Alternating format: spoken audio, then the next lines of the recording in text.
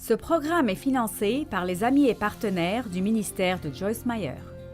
Quand nous recevons la parole de Dieu, nous ne recevons pas simplement des mots, nous recevons des paroles ointes qui entrent à l'intérieur de nous et causent des changements en nous. Elles renouvellent vos pensées. Chaque jour que nous avons reçu est un don de Dieu. Et je ne pense pas que quelqu'un qui m'écoute maintenant dirait « Bien, tu sais, Joyce, je veux gâcher ma vie. » Vous ne voulez pas gâcher votre vie, ni même perdre un jour. Mais nos jours seront perdus si nous ne sommes pas fermes sur ce que nous voulons faire avec. Donc, je veux vous suggérer d'avoir un plan et ensuite que vous travaillez sur votre plan. Maintenant, évidemment, n'importe qui a un plan pour leur jour, et j'en fais partie, tout ne va pas se passer de la façon dont nous l'avons prévu. Mais je peux vous dire que si je n'ai pas de plan, alors rien ne se passe. Si je n'ai pas de plan ni la détermination, si je n'ai pas un objectif, si je n'ai pas décidé de quoi que ce soit, quelque chose viendra sûrement qui volera mon temps et volera ma journée. Et vous savez quoi? À la fin de la journée, je deviens frustré. Bien, je ne veux pas arriver à la fin de la journée et me sentir frustré parce qu'une fois de plus, j'ai perdu une journée. Ou même encore, je ne me rappelle pas vraiment de ce que j'ai fait de ma journée. Je crois que nous devons avoir un plan conçu dans la prière. Je ne ferai rien, n'importe quel jour de ma vie, sans d'abord dire à Dieu « Je veux être guidé par le Saint-Esprit ». La Bible nous enseigne à penser et faire des plans, mais nous devons toujours être disposés à ce que Dieu change nos plans, qu'il sent qu'il a besoin de faire cela. Vous savez, il y a peut-être quelqu'un qui viendrait vous retrouver un jour quelconque avec un besoin urgent. Bien, vous devrez peut-être changer votre plan et l'aider un petit peu. Donc, avoir un plan ne veut pas dire être tellement dogmatique à ce sujet que vous n'allez rien changer. Mais en même temps, je pense que vous avez besoin d'apprendre la différence entre une interruption sainte, une interruption de Dieu et ce que nous pouvons appeler une interruption démoniaque. Ne pensez pas pour une minute que le diable ne va pas essayer de vous dérailler, vous éloigner de vos objectifs et vous distraire, parce qu'il le fera définitivement. Le diable est le maître de la distraction parce qu'il ne veut pas que nous portions de bons fruits. Mais la Bible dit que Dieu est glorifié lorsque nous portons beaucoup de fruits. Il y a un verset dans Colossiens 3 qui dit « Pensez et attachez-vous aux réalités d'en haut ». Mais je pense que ce principe de penser et de nous attacher est très important. Vous savez, vous ne pouvez pas juste prendre une décision. Vous devez poursuivre cette décision. Et c'est vraiment ce que je veux vous encourager à faire aujourd'hui. Arrêtez de laisser les circonstances vous contrôler et vous dérailler et vous distraire et vous laisser frustrer à la fin de la journée. Faites un programme réaliste. Ayez un plan réaliste, pas un qui est si énorme que personne ne pourrait accomplir. Et disons que vous avez le plan de faire 10 choses. À la fin de la journée, vous en avez fait seulement 4. Bien, réjouissez-vous pour les 4 que vous avez faits, mais demandez-vous maintenant, aurais-je pu rester mieux concentré? Ai-je fait de mon mieux? Ai-je laissé quelqu'un me voler mon temps? Ai-je laissé le diable me distraire et me dérailler? Et j'ai fait un choix insensé?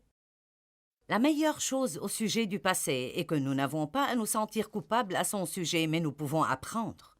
Je vous conseille d'avoir un nouveau départ. Certains d'entre vous ont des problèmes de focalisation, vous avez du mal à terminer les choses, et ce que le diable veut que vous fassiez est d'abandonner. Mais je vous encourage aujourd'hui, ne renoncez pas. Jésus a payé le prix pour que vous ayez une vie pleine, une vie incroyable et fructueuse. Et si vous pensez que des circonstances ou que l'ennemi lui-même a volé votre vie, il est temps pour vous de la reprendre.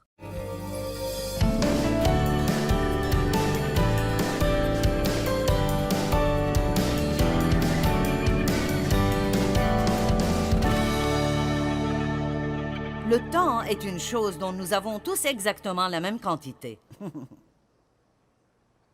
24 heures par jour, 7 jours par semaine. C'est tout ce que vous aurez.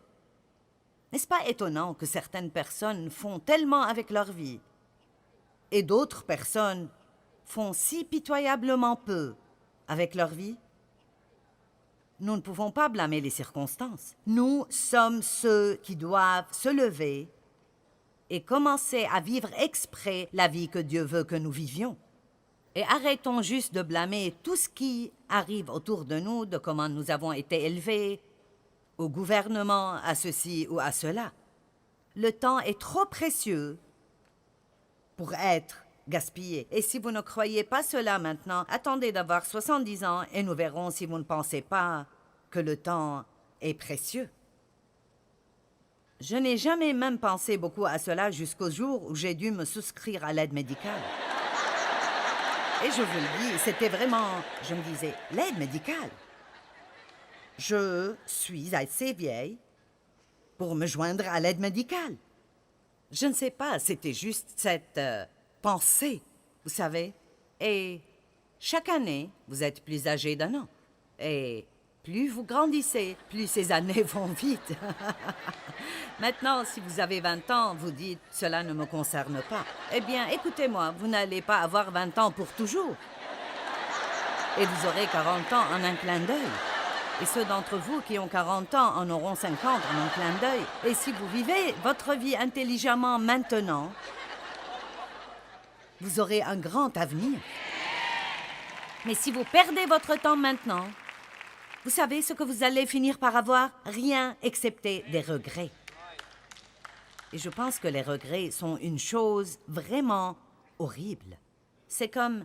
Vous êtes triste et vous regrettez quelque chose que maintenant vous ne pouvez plus réparer et vous ne pouvez rien faire à ce propos. C'est pourquoi nous devons faire ce qui est juste quand nous avons l'opportunité de faire ce qui est juste. Le temps est juste trop précieux pour être perdu. Je me demande combien de personnes, à la fin de leur vie, sentent qu'ils ont vécu la vie qu'ils étaient supposés vivre. Je parlais à quelqu'un et... il a dit, tu sais, la grande majorité des gens font un boulot chaque jour qu'ils ne peuvent pas supporter. Et vous savez pourquoi la plupart le font? L'argent. Juste l'argent. Nous avons besoin de courage. Nous devons découvrir ce que Dieu veut que nous fassions et ne pas être satisfaits par vivre notre vie en faisant quelque chose que nous haïssons. Mais laissez Dieu vous aider à trouver une façon de faire ce que vous aimez vraiment. J'aime ce que je fais. J'ai fait beaucoup de choses avant d'en arriver là, mais j'aime ce que je fais. Et quand vous aimez votre travail, vous ne faites même pas... Je veux dire, oui, vous savez que vous travaillez, mais parfois, je ne fais pas la différence entre quand je travaille et quand je ne travaille pas, parce que je ne sens pas vraiment que c'est mon travail, c'est ma vie. C'est ma vie. Et vous dites... J'aurais aimé avoir un travail que j'aime. Vous ne l'aurez pas en le souhaitant. Allez, nous devons retourner à cette histoire tout le temps. Si seulement, si seulement. C'est ce que nous devons arrêter. Nous ne pouvons pas souhaiter, nous devons prendre action. Nous devons commencer à prier et commencer à croire Dieu et commencer à faire des plans. Et s'il y a quelque chose que vous voulez vraiment faire, que vous n'êtes pas qualifié pour faire maintenant, alors comme vous faites ce que vous faites, commencez à apprendre comment faire ce que vous voulez vraiment faire plus tard.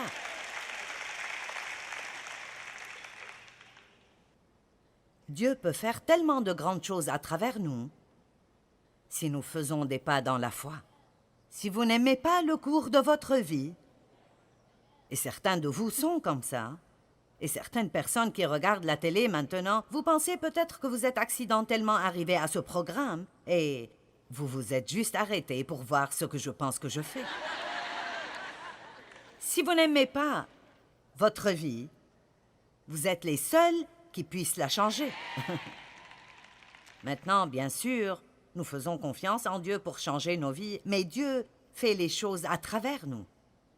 Il ne fait pas les choses en dépit de nous. Nous n'allons pas nous mettre là et être paresseux alors que Dieu fait tout pour nous. Vous savez, il y a un verset que je pense que nous ne comprenons vraiment pas, et c'est Éphésiens 3:20. Car Dieu peut réaliser abondamment, bien au-delà de tout ce que nous réalisons, imaginons ou pensons. Et là, les gens aiment ce verset. Mais le reste de ce verset dit à travers la puissance qui agit en nous. Allez, à travers la puissance qui agit en nous. Et donc, il dit, Dieu peut faire de grandes choses, mais seulement si nous laissons sa puissance travailler à travers nous. Ce n'est pas juste Dieu qui doit tout faire pour vous, il veut faire des choses à travers vous. Je dis tout le temps que nous sommes partenaires avec Dieu. Nous ne pouvons pas juste attendre et regarder. Nous devons commencer à participer et à laisser Dieu faire de grandes choses dans nos vies. Amen. Maintenant, l'une des choses qui se rapporte beaucoup à ce qui arrivera dans le futur est vos mots. Alors, comme nous parlons du gaspillage, laissez-moi dire, arrêtez de gaspiller vos mots. Arrêtez juste de dire des choses stupides qui n'aident ni vous ni personne d'autre. En fait, elles peuvent même vous faire du mal. Je vous ai parlé hier à propos des 7 choses dont il dit dans les 5 premiers versets des Proverbes chapitre 1 qu'elles sont vraiment certaines des façons majeures dont nous apprenons comment écouter Dieu, la sagesse, la compréhension, la connaissance, la discipline, le discernement. Le discernement est si important quand on parle d'être guidé par le Saint-Esprit et d'entendre de Dieu. Vous ne pouvez pas vivre d'après ce que vous pensez, vous devez aller plus profondément. Mais il y a un autre mot ici que nous n'utilisons pas très souvent et c'est le mot prudence. Prudence. La prudence veut dire le jugement soigneux qui nous permet d'éviter le danger. La capacité de gouverner et de se discipliner soi-même en utilisant la raison, la perspicacité dans la gestion des affaires et le bon jugement dans l'utilisation de vos ressources. Le bon jugement. Cela veut dire qu'une personne prudente ne gaspillera pas l'argent, ne gaspillera pas le temps, ne gaspillera pas l'énergie, ne gaspillera pas ses talents, ne gaspillera pas ses paroles. Proverbe 18, 21 dit « La puissance de la vie et de la mort est dans la langue ». Et puis quand on parle de la prudence, Proverbe 10, 19 dit « Qui parle beaucoup ne saurait éviter de pécher, mais l'homme avisé qui met un frein à ses lèvres est prudent. Celui qui met un frein à ses lèvres est un homme prudent, un bon gestionnaire. » Proverbe 12, 16 dit « L'insensé manifeste immédiatement son irritation, mais l'homme avisé sait ravaler un affront. » Combien de temps perdons-nous dans nos vies en étant en colère concernant ce que quelqu'un nous a dit? Et alors maintenant, nous les laissons voler notre temps et contrôler notre joie, quand en réalité, nous aurions pu choisir de simplement ignorer cette stupidité et de rester intelligents dans notre vie. Amen. Ne perdez plus de temps à être en colère. Ne perdez pas un jour de plus dans vos vies à être en colère concernant quelque chose que vous ne pouvez pas contrôler. Et j'aime ceci. Proverbe 31, 16. Maintenant, Proverbe 31 est à propos de cette femme merveilleuse qui fait tout comme il faut. Personnellement, je ne l'aimais pas du tout. C'était dur pour moi de lire Proverbe 31 parce que j'étais si loin de cela que chaque verset me faisait ressentir la condamnation. Je m'entends mieux avec elle maintenant après 40 ans dans la parole. Proverbe 31, 16. Cette femme intelligente, elle pense à un champ. Alors qu'elle l'achète ou l'accepte, elle procède prudemment. En d'autres termes, cela veut dire qu'elle ne prend pas juste quelque chose de nouveau, sans voir sérieusement si elle peut s'en occuper dans sa vie et toujours avoir la paix. Allez, qu'avez-vous fait récemment sous l'impulsion du moment que vous regrettez depuis lors de ne pas avoir refusé? Est-ce que quelqu'un ici a fait ceci récemment? Oui, eh bien, soyez plus prudents.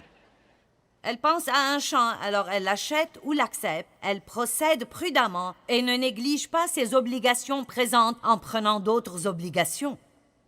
J'aime cela. Certaines personnes sont si occupées qu'elles n'ont pas le temps de parler avec leurs enfants. Certaines personnes sont si occupées à gagner de l'argent que quand elles sont prêtes à mourir, tout ce qu'elles auront est un compte en banque. Mais quand vous êtes sur votre lit de mort, vous n'allez pas demander de voir votre compte en banque. Vous allez vouloir votre famille. Et alors maintenant, c'est le moment de passer du temps avec eux et de ne pas faire tant de choses insensées que vous n'avez pas le temps de faire les choses qui sont vraiment importantes. Merci pour votre enthousiasme.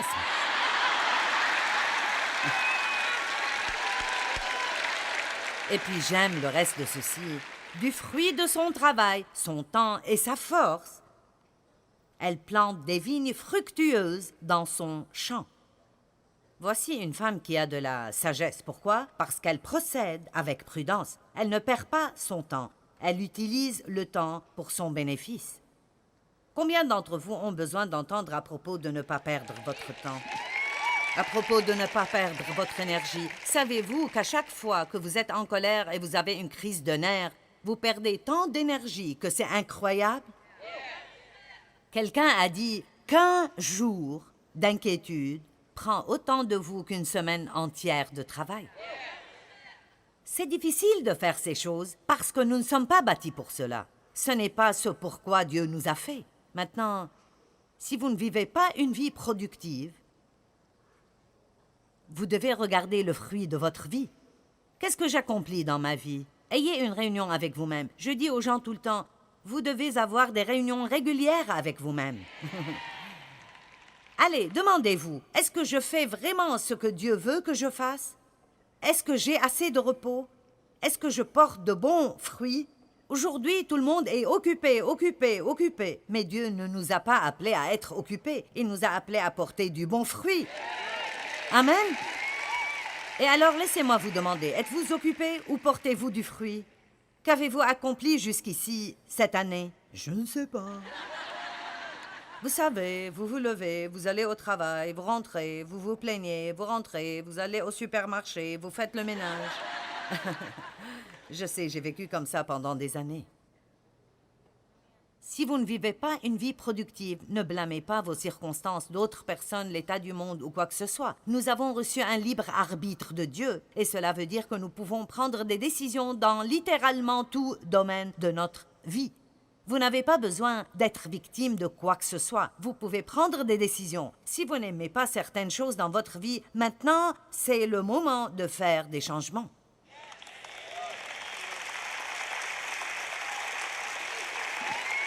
Est-ce que quelqu'un ici peut penser à quoi que ce soit où il a besoin de faire un changement dans sa vie? N'importe qui? Voyons. Vous êtes trop fatigué pour lever la main? D'accord. Nous aurons de bonnes choses qui arriveront ce soir. Si nous ne prenons pas nos propres décisions guidées par l'Esprit de Dieu, nous finirons avec des regrets.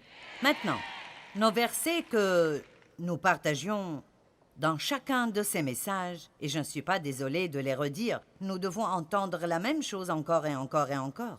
Éphésiens 5, 14 à 17. « Réveille-toi, ô toi qui dors, relève-toi d'entre les morts. » J'aime ceci.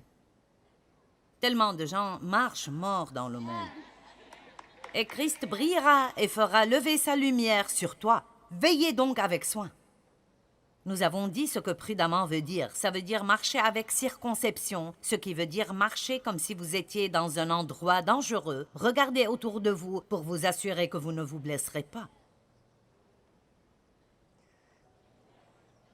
Veillez donc avec soin à votre manière de vivre. Ne vous comportez donc pas comme des insensés, mais comme des gens sensés, sages et intelligents. Utilisez votre temps sagement.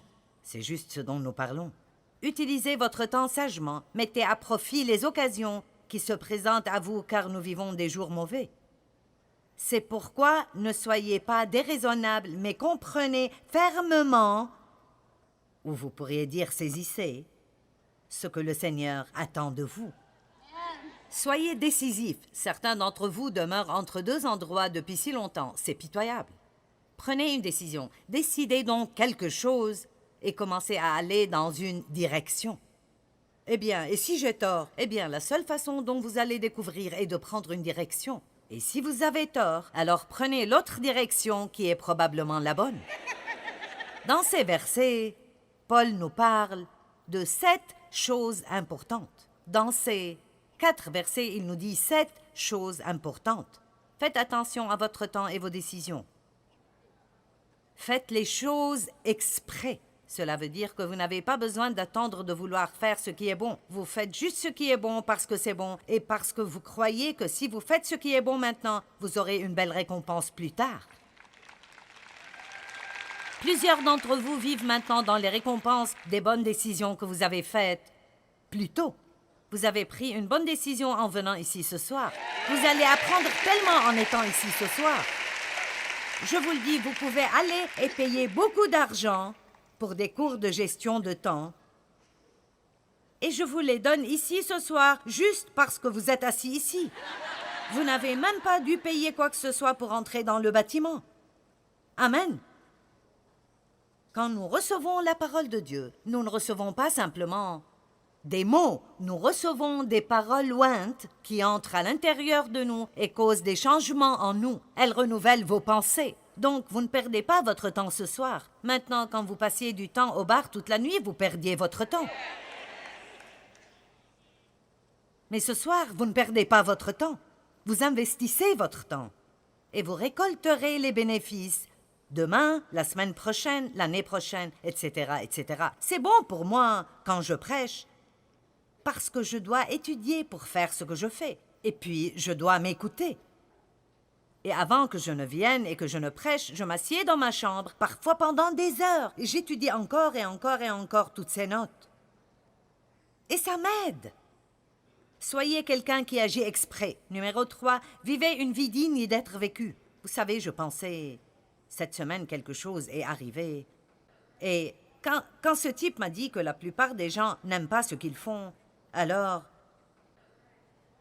j'ai dit, si tu pouvais faire une chose que tu veux vraiment faire, qu'est-ce que tu ferais? Maintenant, si tu revenais au début de ta vie, qu'est-ce que tu ferais? Eh bien, ce type est mon entraîneur, il est celui qui m'aide à m'exercer. Et il a dit, eh bien, je ferai quelque chose dans l'industrie de la musique, et j'aurai une étable et je serai un cow-boy. Et donc, j'ai pensé après, je vais faire ce petit projet moi-même. Alors j'ai dit, d'accord, si je pouvais faire n'importe quoi dans le monde, qu'est-ce que je ferais? Et vous savez ce que j'ai découvert? Je ferais exactement ce que je fais maintenant. Et je pense que c'est vraiment ce que vous devez vous demander. Qu'est-ce que je veux vraiment faire? Et même si vous ne pouvez pas le faire maintenant, ça ne veut pas dire que vous ne pouvez pas prier pour cela et travailler pour cela et planifier pour cela. Ne restez pas coincé dans quelque chose que vous détestez sans rien faire pour changer à son propos. Numéro 4, pensez à ce que vous décidez de faire et prenez des décisions sages. Numéro 5, prenez chaque opportunité. Numéro 6, ne soyez pas irréfléchis et insensés. Et numéro 7, connaissez la volonté de Dieu et tenez-la fermement. Psaume 90, verset 12. J'aime ce verset. Il est vraiment profond. Oh, apprends-nous à bien compter nos jours, afin que notre cœur acquiert la sagesse. La vie passe si rapidement. Je veux dire, je ne peux pas croire que Dave et moi, nous nous disions que nous sommes mariés depuis 49 ans. Mon Dieu! 49 ans! David a dit dans le psaume 39, versets 5 et 6, il dit « Ô Éternel, faites-moi savoir quand finira ma vie. Quel est le nombre de mes jours, afin que je sache à quel point je suis frêle et à quel point ma vie est éphémère. » Wow! Voici mes jours sont limités, car tu leur as donné la largeur d'une main devant toi. Même s'il est debout, tout homme n'est qu'un souffle. Pause et pensez calmement à cela. Maintenant, je veux que vous imaginiez maintenant que nous allons au cimetière. Vous allez au cimetière et vous voyez sur la tombe le nom d'une personne, quand elle est née, un tiret, et quand elle est morte. Nous allons utiliser ma vie comme exemple et j'ai décidé de vivre 100 ans. Très bien. Maintenant, Joyce Meyer, 1943 à 2043. Eh bien, ne pensez-vous pas que c'est intéressant que votre vie entière, depuis que vous êtes né jusqu'au jour de votre mort, elle n'est qu'un tiret? Voici ma question. Qu'est-ce que vous faites de votre tiret? Parce que c'est à cette vitesse que vous allez sentir que ça va quand vous aurez 75 ans. Vous allez dire « Je ne peux pas croire que tout cela est passé ». N'arrivez pas à ce point dans votre vie où vous n'avez rien d'autre que des regrets.